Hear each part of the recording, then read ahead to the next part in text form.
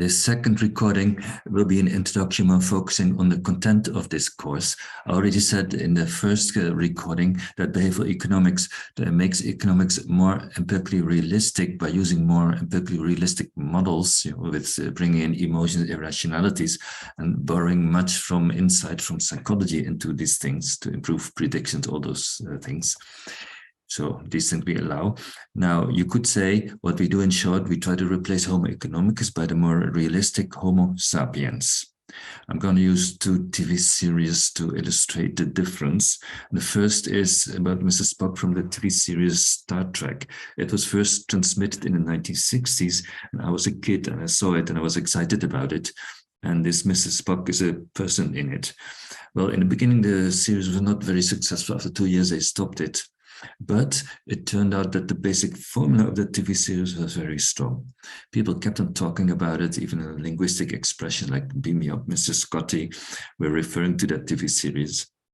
So then people understood it's a strong formula, and many retakes have been made. And even today, they are making new series based on this Star Trek idea. So good idea. But anyway, in that first series, there was Mr. Spock. He came from the planet Volcano, and the people there, if I may call them that way, these people, they had no emotions and they were just rational. They just optimized, but didn't care very much. They might be in a situation, Mr.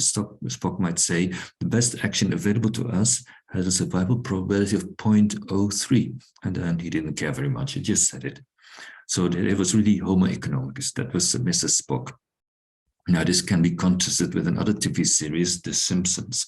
That was the longest running sitcom using cartoons in the United States. The main person, Homer Simpson, he was as human as can be. He had all the weaknesses. He was childish, couldn't stand losing, no self-control, lying, all these things.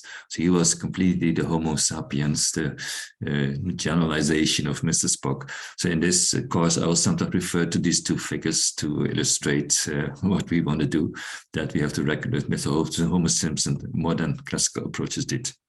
But I will start talking about the classical approach. Now, the foundations of, and I assume that many listeners had some training in economics or know about it.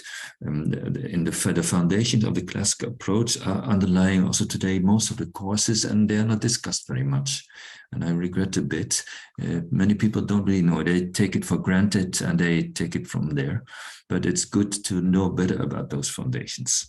So today I will specify the foundation. For instance, I will give axiomatic justifications of the classical approach, and many good sides of the classical approach I will surely mention, because I should say we don't want to remove it, we want to keep it. It brought many good indispensables, new insights, but we want to build on it and extend. We don't want to remove it for sure.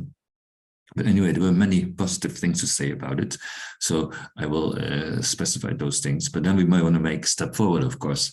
And sometimes they say, if you want to make a good step forwards, the good start is first make a step backwards, to realize where you come from. And that's also good here, to see how we generalize the classical approach. It's really good to understand the basis of the classical approach. So that I will explain in the beginning of this course. In the first hour today, if I may put it like that. So sometimes I have in mind that one meeting is one day and there's one meeting per week. So instead of meeting, I sometimes say day or week, and I hope that listeners will allow me to use that terminology every now and then.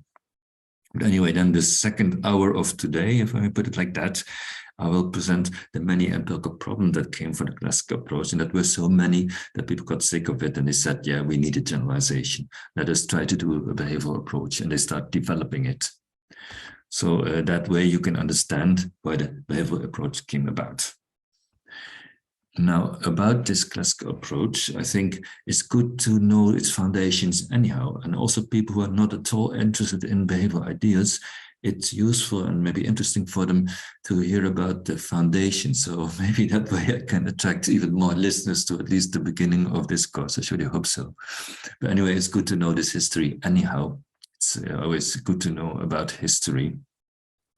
but also for didactical purposes. Often the way ideas were developed in mankind, the order in which things were discovered, understood, is also the best didactical line of learning them. But anyway, in this course, I will surely follow the historical line, how behavioral ideas were discovered. And that's how I will teach it. And then first the foundations, then the problems, and only at the end today I will say a little bit about the solution, but not so much. So today, especially the second hour, you will hear many problems and you will hear almost nothing about solutions. So I hope you're not too depressed. The solutions will mostly come in the second meeting. The second meeting, I will present many theories to you that were developed that try to accommodate the behavioral ideas and findings, so the modern theories. And maybe, as I said before, here is where behavioral, and like already psychology and marketing, were using reckoning with irrationalities and emotion decades before the behavioral approach came into being. But the typical thing of the behavioral approach is that it also develops theory and economic theory. It shows how you can do hard quantitative science, where economists often they want to know how much excess supply should we have if the price increases by so much? You want to have hard quantitative science. And the behavioral approach of economics shows how you can have formulas, how you can really make good predictions based on behavioral theories. So that's where it's a bit different than psychology and marketing. Now, I go to the organizer before. First, a practical point of this. There are many references to the literature. The bibliographic information about that can be found in an annotated bibliography on my homepage. Here is the URL address, so you can type the whole thing. But also, if you take Google, you find my homepage. There is a link to that annotated bibliography. It gives all the references and all kind of comments and opinions I express in annotations. But there you can find all the literature that I cite during this course. Now I turn to an outline of the whole course. And the course will consist of 3 parts. So roughly every meeting is 1 part. And the first part today is about ordinal homo economicus and the problems and a bit of solutions. So chapter 1 is the foundation of classical approach, axiomatic justifications, and the good sides of it.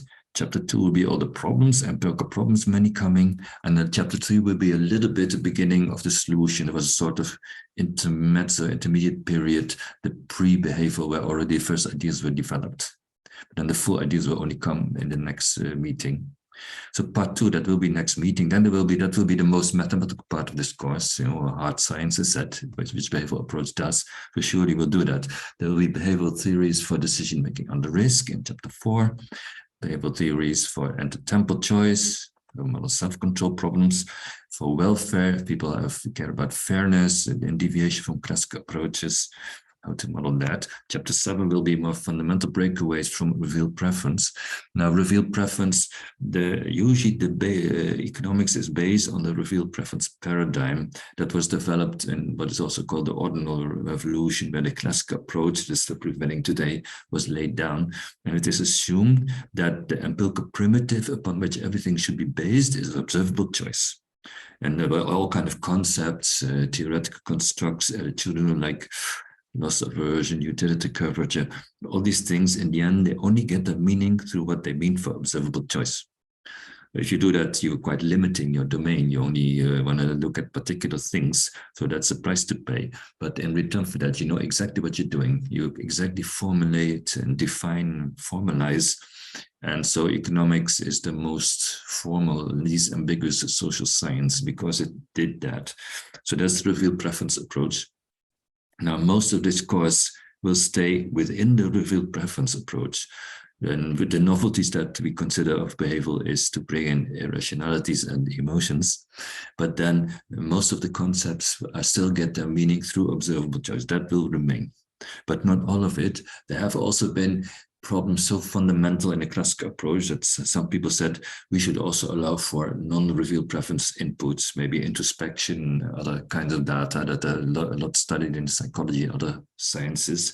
But also sometimes economic questions need those inputs to be answered. So and that is even a more fundamental breakaway from the classical approach.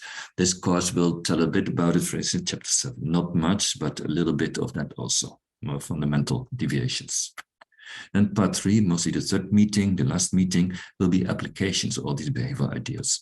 So I already told in the first recording that most of this course is on individual choice, that historically was the beginning. There most has been done, but we also look at collective choice, welfare with fairness, and also game theory. A bit that will be already in this course. Chapter 8 will give some things in the game theory. Chapter 9 will be about risky choice, application of the theories. Chapter 10, application of intertemporal choice. How can you handle self-control problem, for instance? Chapter 11 will be the more fundamental thing, preference reversal and framings. Those already make one deviate from the revealed preference paradigm. So a little bit, and much is used in marketing, for instance. The behavioral approach also has a thing to say about that. That will be in chapter 11. But you will see from parts 2 and 3, many theories, many applications. So this course is broad, but it can be deep. It will show in many fields how behavioral ideas can be used and can bring improvements. But in return, for every field, we only give one simple example. We can't go deep. So that's how this course is organized. So now I'm going to start with part 1, in more detailed introduction of what I present today, but I'm going to do that in the next recording. So I'm going to finish this recording here.